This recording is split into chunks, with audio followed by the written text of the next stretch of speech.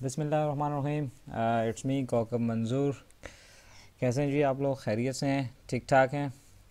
और रेडी हैं जी economics for the beginners की सीरीज़ में। आज जो हमारा टॉपिक है वो है इकोनॉमिक सिस्टम्स। बहुत इम्पोर्टेंट कॉन्सेप्ट है। बहुत सारे लोगों को इसमें बहुत सारी कन्फ्यूजन्स हैं। कुछ ऐसी टर्म्स हैं जो आप लोगों ने सुनी होंगी, लेकिन आप लोगों बहुत सारे लोगों को वो क्लियर नहीं होती कि ये बेसिकली हैं क्या। तो शुरू करते हैं जी। बेसिकली हमारे पास यूँ तो बहुत सारे इकोनॉमिक सिस्टम्स हैं, लेकिन हम दो तीन जो हैं वो मेन हैं, उनको हम पढ़ेंगे। इसमें कैपिटलिज्म है, सोशलिज्म है और इस्लामिक इकोनॉमिक सिस्टम है।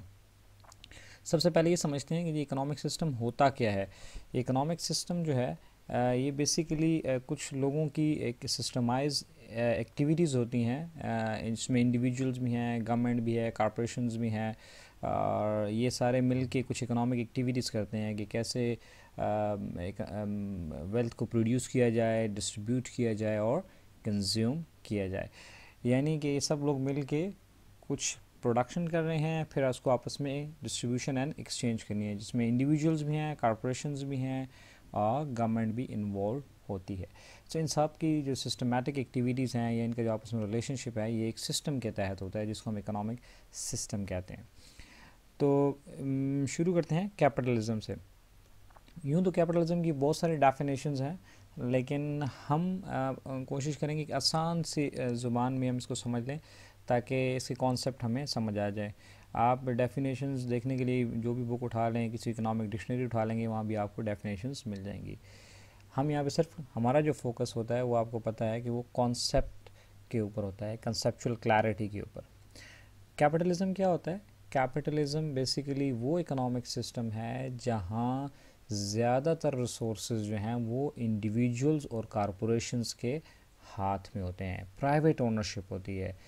गवर्नमेंट स्कूल्स हैं, स्कूल्स हैं, कॉलेजेस हैं, यूनिवर्सिटीज़ हैं, फैक्ट्रीज़ हैं, लैंड है, एग्रीकल्चरल प्रोडक्शन है, ये अगर आम प्राइवेट लोग कर रहे हैं तो ऐसे सिस्टम को हम कैपिटलिज्म कहते हैं। It's an economic system based on private ownership of means of production, या इसको कह लेंगे is given a name to the economic system where principles means of production, exchange, distribution etcetera in private hands. ठीक हो गया जी, जिसमें government जो है वो प्रोडक्शन में कम से कम इन्वॉल्व होती है। याद रखिएगा जी, प्योर कैपिटलिज्म एग्जिस्ट नहीं करता जिसमें एब्सोलूट एब्सेंस ऑफ गवर्नमेंट हो जाए। अब ऐसा नहीं है, अब जो है गवर्नमेंट की इन्वॉल्वमेंट रहती है थोड़ी बहुत। लेकिन जैसे पाकिस्तान अगर आप देख लें, इंडिया को देख लें तो, या यूएसए को देख लें, तो ये कैपिटलिस्ट इकोनॉमीज़ हैं। फिर नेक्स्ट जी सोशलिज्म। इसके बिल्कुल बरअक्स सोशलिज्म वो इकोनॉमिक सिस्टम है जहाँ पे प्रोडक्शन, डिस्ट्रीब्यूशन और एक्सचेंज जो है वो गवर्नमेंट करती है। It's an economic system where resources are owned by the society through the state. State control करती है और सबकी ओनरशिप होती है, कोई आम एक इंडिविजुअल नहीं होता है। जैसे देखिए हमारे गवर्नमेंट यूनिवर्सिटीज़ हैं या गवर्नमेंट हॉस्पिटल जो हैं, ये किसी एक इंसान की मिल्कियत नहीं है, बल्कि वो गवर्नमेंट की मिल्कियत है, उसमें सबका ट्रीटमेंट होना चाहिए। तो ये कार्ल मार्क्स जो था, he was a German philosopher, उसने ये सिस्टम का कॉन्सेप्ट दिया था। एक बुक लिखी थी दास कैपिटल के नाम पे, उसमें उसने एक्सप्लेन किया था। बहरहाल वो एक हिस्ट्री है। हम यहाँ पे हमारा जो कॉन्सेप्ट है वो, हमारा जो फोकस है वो कॉन्सेप्ट समझने पे है कि सोशलिज्म होता क्या है।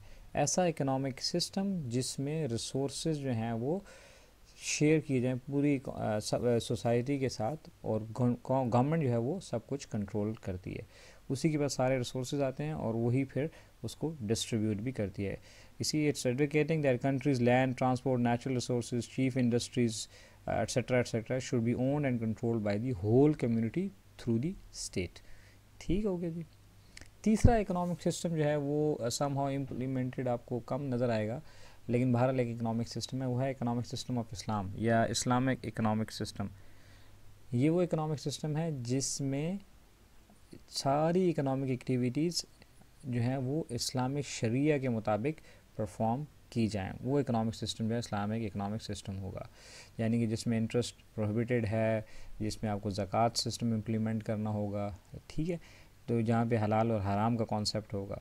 सो जो चीज़ इस्लामिक शरिया के मुताबिक है वो ही इसमें इकोनॉमिक एक्टिविटीज़ होंगी, जिसमें गैम्बलिंग अलाउड नहीं है, जिसमें आपके जो हैं बाकी इस तरह की जो एक्टिविटीज़ हैं स्पेकुलेशंस वगैरह वो भी अलाउड नहीं है।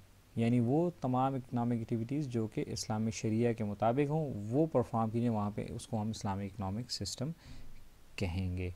ये हमने ब्रीफली कोशिश की है कि तीनों इकनॉमिक सिस्टम्स को आप आसान ज़ुबान में समझा दें। तो अगर आपको कॉन्सेप्ट में क्लियर है तो वेल एंड गुड, अगर नहीं है तो आप कमेंट में क्वेश्चन कर दें, इंशाल्लाह हम कोशिश करेंगे आपके सवालों का जवाब दें।